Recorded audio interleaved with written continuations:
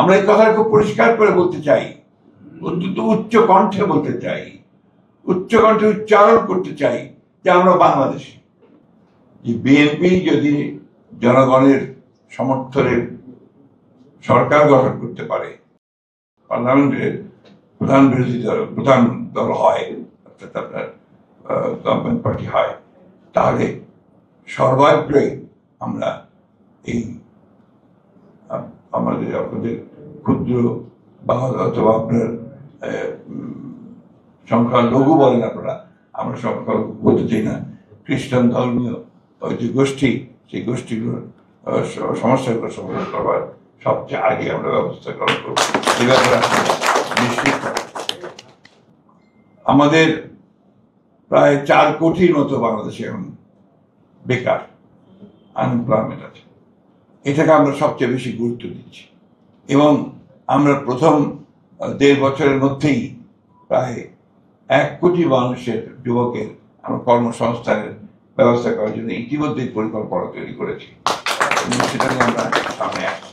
আজকে যে কোনোভাবেই হোক আপনার যে একটা প্রচেষ্টা আছে যে ভিন্নভাবে চিন্তা ভাবনা করার, সেই ভিন্নভাবে চিন্তা ভাবনা করার কোনো অবকাশ এখানে আছে বলে আমরা মনে করি না।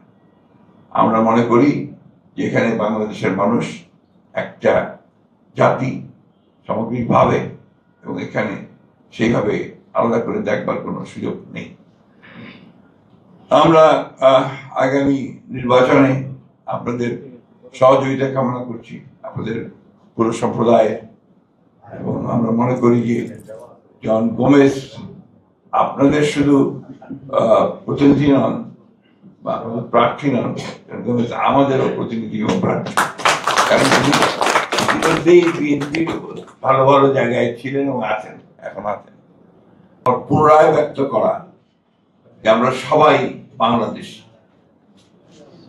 আজকে রাজনীতিতে একটা প্রবণতা দেখা যাচ্ছে, 1971 সালের যে জন্য আমরা করেছিলাম স্বাধীনতার, আমাদের সম্পূর্ণ আলাদা একটা পরিচিতি, আইডেন্টিটি,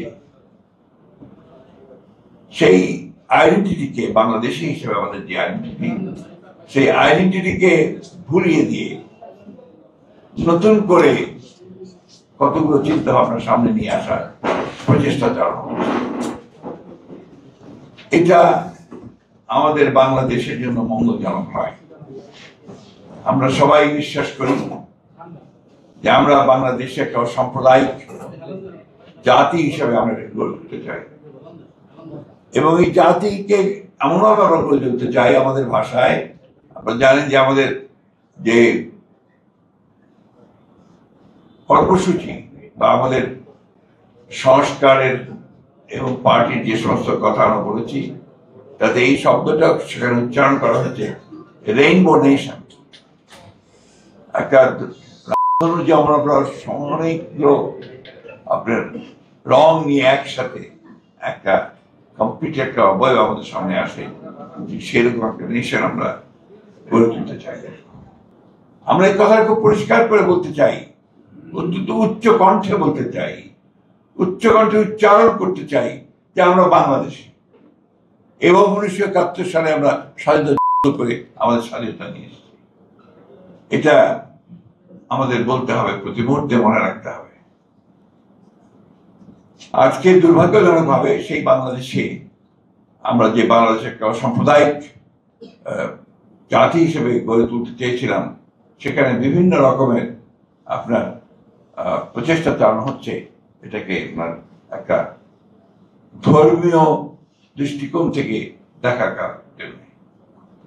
আমরা এটা সবসময় আপনাদের প্রতিবাদ করেছি, প্রতিবাদ জানিয়েছি, এবং আমরা খুব আশা করে আছি যে আগামী নির্বাচনে জনগণ আরেকবার রায় দেবে যে এই বাংলাদেশের মানুষ সত্যিকার অর্থেই তারা অসাম্প্রদায়িক এবং তারা বাংলাদেশি জাতীয়তা বিশ্বাস করে।